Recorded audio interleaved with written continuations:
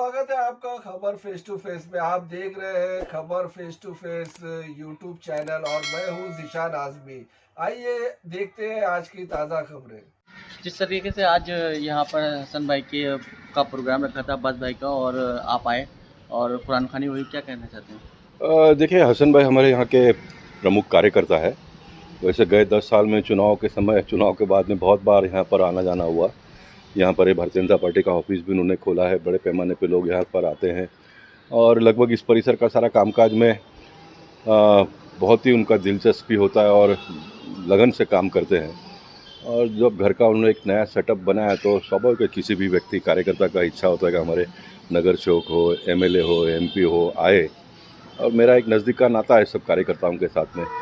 हम सब एक ही कार्यकर्ता के रूप में सभी लोग मिलकर काम करते हैं। ठीक है। नगर निगम के चुनाव कब तक पॉसिबल है? नगर निगम का चुनाव तो जब डिक्लेयर होगा तभी लोगों को पता चलेगा, इसके बारे में कोई कह नहीं सकता है। लेकिन अभी सुप्रीम कोर्ट का जो अंतिम चुकादा आएगा उसके बाद में फिर तय होगा। मुझे लगता है कि 2023 के पहले हो जाएगा। आज एनडीए की मीटिंग है, काफ़ी पार्टियां सपोर्ट दे रही हैं, तो कौन कौन सी कुछ बता सकते हैं? नहीं, बहुत सारे पार्टियां सपोर्ट दे रही है। मतलब गत बार से भी ज़्यादा पार्टियों का सपोर्ट इस बार 2024 के चुनाव में मोदी जी को मिल रहा है। और बड़े बड़े पार्टियां भी, जैसे कर्नाटक में जेडीएस का आना, मैं मानता हूं कि बहुत बड़ा एक बदलाव आने वाले दिनों में देखने के लिए मिलेगा।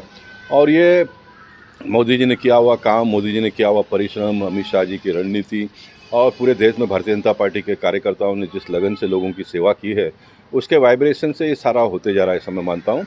और ये पहला वाइब्रेशन है चुनाव के पहले का, और चुनाव जब डिक्लेयर होगा तब दूसरा वाइब्रेशन देखने के लिए मिलेगा, और चुनाव में जब रिजल्ट आएगा तब ये तीसरा वाइब्रेशन देखने के लिए मिलेगा कि पूरे देश भर में कितने चाहने वाले लोग हैं मोदी जी के लिए।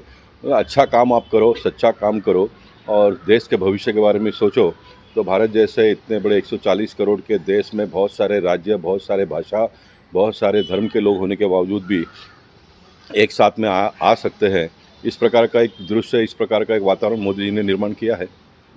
आने वाला चुनाव जो नगर निगम का है वो अकेले बीजेपी लड़ेगी या कोई पार्टी साथ में रहेगी? नहीं, इसके बारे में तो समय आएगा तभी पता चलेगा। इसके बारे में अभी कोई कुछ कह नहीं सकता, क्योंकि जिस तरह से महाराष्ट्र में राजनीतिक माहौल बदलते जा रहा है, तो चुनाव के अंतिम दिन तक इसके बारे में, मतलब डिक्लेरेशन तक कोई इसके बारे में कुछ बता नहीं पाएगा। और सबका साथ सबका विकास की जब मोदी जी ने बात 2014 में की है, तो उसका अर्थ ये होता है कि सबको साथ में लेकर चलो, है ना। ये 100% तो एक साथ में एक ही पार्टी के साथ में लोग आ जाए, ये तो संभव नहीं होगा। डेमोक्रेसी का मतलब क्या होता है। लेकिन वाह, मैक्सिमम लोग भारतीय जनता पार्टी के साथ में आए, ये हमारा प्रयास है।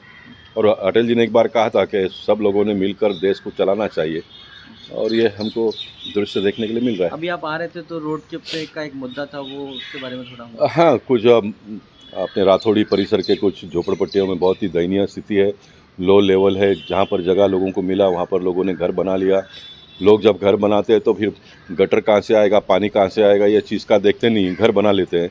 और घर बनाने के बाद में फिर सब चीज़ें धीरे धीरे एक एक चीज़ बनते जाती है। अब झोपड़पट्टी के साथ में मेरा एक नाता बहुत लंबे समय का है, लेकिन उसके बावजूद भी मैंने जो परिस्थितियों को देखा, मैं हल गया हूँ। मतलब स्कूल के बच्चों को खास करके 1-1, 1.5-1.5 फुट के पानी में आना जाना पड़ता है। ये शोभनीय नहीं है। लेकिन महानगर पालिका ने भी कितना खर्चा करना, उसका भी एक, जितना पैसा आता है उतना ही खर्चा करेंगे ना। लेकिन इस बार के फंड में, बजट में ज़्यादा से ज़्यादा प्रोविज़न इस परिसर के लिए हो, उसका प्रयास हम करेंगे। और मैं 10 साल के पहले आया था और आज 9 साल जब पूरा हो रहा है, तो एक बहुत बड़ा बदलाव देखने के लिए मिल रहा है।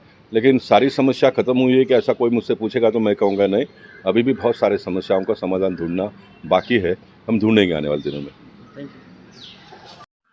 हमारे साथ मौजूद है उत्तर मुंबई सचिव भूषण जी, आइए उनसे बात करते हैं। भूषण जी, जिस तरीके से आज गोपाल शेट्टी जी आए, अब्बास भाई का ऑफिस का और घर का इनोवेशन था और कुरान खानी हुई, क्या कहना चाहते हैं?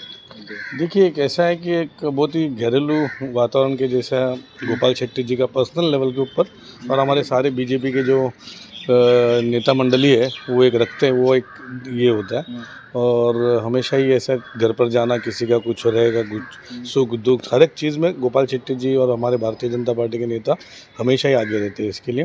एक हसन भाई के साथ में काफ़ी पुराना रिश्ता है। जब ये हमारा एरिया में बीजेपी मेरे ख्याल से तभी उस टाइम पे इतनी नहीं थी, तभी से सारे जूने कार्यकर्ता हैं, हमेशा इलेक्शन में और बाकी के इसमें काम चालू रहता है। कि उन्होंने इनविटेशन दी और गोपाल भाई का टाइट शेड्यूल था वैसे, तभी वो आके गए। तो गोपाल शेट्टी जी अभी आ रहे थे, रास्ते में कुछ रोड का भी इशू था, तो उन्होंने उसका भी तो हाँ, कुछ मेरे ख्याल से राथोड़ी वार्ड नंबर 33 में कुछ रोड का इश्यूज़ है, तो उसके अंदर वहाँ पर मतलब रोड है ही नहीं, मतलब वैसे खड्डे ही है सारे, कुछ एरिया डेवलप हो चुका है वहाँ पर। तो बीएमसी के अधिकारी आए थे, इंजीनियर्स आए थे, उनको बताया गया है कुछ रोड्स उन्होंने लिए हुए, कुछ नहीं लिए हुए। तो जो नहीं लिए हुए वो भी उन्होंने बोला हुआ है कि मैं उसके अंदर भी आगे प्रोसीजर करके हम लोग उसको करेंगे, और वो कर आगे प्रोसेस करेंगे। काफ़ी बीएमसी का स्टाफ भी वहाँ पर था, उन्होंने भी वो किया है। 2 दिन अभी वो सर्वे करेंगे और रिपोर्ट दे देंगे उसके ऊपर से। तो लोगों की जो तकलीफ़ें हैं वो कम है। वहाँ पर रोड तो है ही नहीं, बाद में पानी के लाइन्स भी काफ़ी ऊपर ही है, और पानी जाने के लिए रास्ता नहीं है, स्टॉर्म वाटर ड्रेन नहीं है, और बाद में लाइट्स भी नहीं है। ये सारी चीज़ें वहाँ पर है, परेशानियाँ लोगों की। तो इसके लिए कुछ लोगों ने आज मीटिंग थी, तो ये गोपाल शेट्टी जी को खास वहाँ पर बुलाया था। Thank you. अब्बास भाई, जिस तरीके से आज गोपाल शेट्टी जी आए पर्सनल आपके घर पे, और आज कुरान खानी भी हुई, काफ़ी लोग आए, काफ़ी बड़ा प्रोग्राम हुआ, क्या कहना चाहते हैं इस पे? भारतीय जनता पार्टी का हर नेता, हर पदाधिकारी और हर छोटे से छोटा कार्यकर्ता हमारे भारतीय जनता पार्टी के अपने कार्यकर्ता के साथ सुख दुख में हमेशा खड़ा रहता है। मैंने मेरे घर का रिनोवेशन कराया था। घर तो मेरा पुराना था, थोड़ा टूटा फूटा था, उसको रिनोवेट कराया था, और ख़ास कुरान खानी का भी कार्यक्रम मैंने रखा था।